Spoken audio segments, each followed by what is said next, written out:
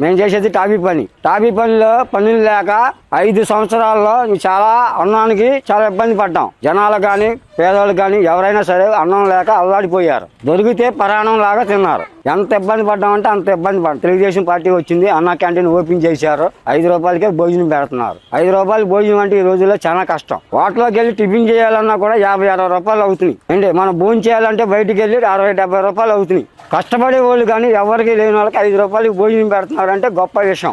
తిన్న భోజనం పెట్టిన వాళ్ళకే చాలా పుణ్యం. అన్నదానం సుతీభావ. అసలు చంద్రబాబు నాయుడు గారి కాన్సెప్ట్ కాడ ఎక్కువ శాతం అన్న క్యాంటీన్ మీద ఎక్కువ శాతం ఉండేది సార్. దేనికంటే ఆయనకి ఫస్ట్ కాండి కాడ పేదవాడికి గుప్పెడు మెతుకులు పెట్టాలన్న ఆలోచన. ఇప్పుడు మ్యాక్సిమం 110 రూపాయల భోజనం ఉంది, 150 రూపాయల భోజనం ఉంది. కాయగూరల భోజనమే, రకరకాల భోజనాలు ఉన్నాయి సార్. అట్టగా ఇప్పుడు ఏదైనా మ్యాక్సిమం 5 రూపాయలకి భోజనం చేయగలుగుతున్నామంటే లేబర్ పని చేసుకునేవాడు బతకాలంటే సార్ ఇట్టటి ఉండాలి సార్. ఇట్టటి అభివృద్ధిలోకి రావాలి.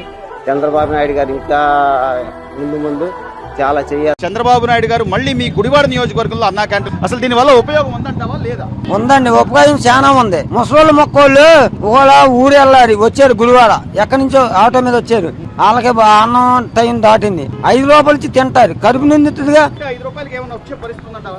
ఏమీ లేదండి. బయట భోజనం చేయాలంటే సుమారు ఎంత ఖర్చు అవుతుంది? ఏంటి టిఫిన్ చేయాలన్నా భోజనం చేయాలన్నా? భోజనం అయితే 150, ఒకవేళ టిఫిన్ అయితే 70-80 రూపాయలు అవుతాయండి. అది వాస్తవం. చంద్రబాబు నాయుడు పెట్టింది చాలా మంచిది. దుర్మార్గులుగా జగన్మోహన్ రెడ్డి వాళ్ళ ఎమ్మెల్యేలని ఎంపీలని వెనకాడ వేసుకుని గుర్రాలుగా తిప్పారు. గాని ఈ అన్నం క్యాంటీన్ అన్నా క్యాంటీన్ ఉపయోగం సార్. మాలాంటి కార్మికుడు పనికెళ్ళి వస్తాము, ఇంటికాడ ఉండదు. మాకు కార్మికులకి డైలీ పని ఉండదు, మాకు ఎప్పుడు ఉండదో లేదో చెప్పదు.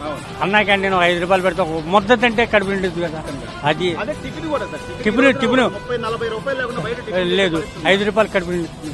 అందుకని మేము అన్నా క్యాంటీన్ మాకు ఎంతో పండగలాగా ఉంది. వాళ్ళ మాకు చాలా ఆనందంగా ఉంది. మా గుడాడి ప్రజలకి, మాలాంటి లేబర్కి ప్లస్ కార్మికులకి చాలా ఉత్సాహంగా ఉంది. అది చాలా కన్నుల పండుగ చూడాలి మేము ఇవాళ. అది మా గుడి. అన్న క్యాంటీన్ తో ఆకలికి ఫుల్ స్టాప్ పెట్టింది తెలుగుదేశం, జనసేన, భారతీయ జనతా పార్టీ ప్రభుత్వం. గతంలో చంద్రబాబు నాయుడు గారు ముఖ్యమంత్రి ఉన్నప్పుడు 2018లో అన్న క్యాంటీన్ ప్రారంభించడం జరిగింది. దాంట్లో భాగంగా 203 అన్న క్యాంటీన్లు ఆనాడు ప్రారంభించాం.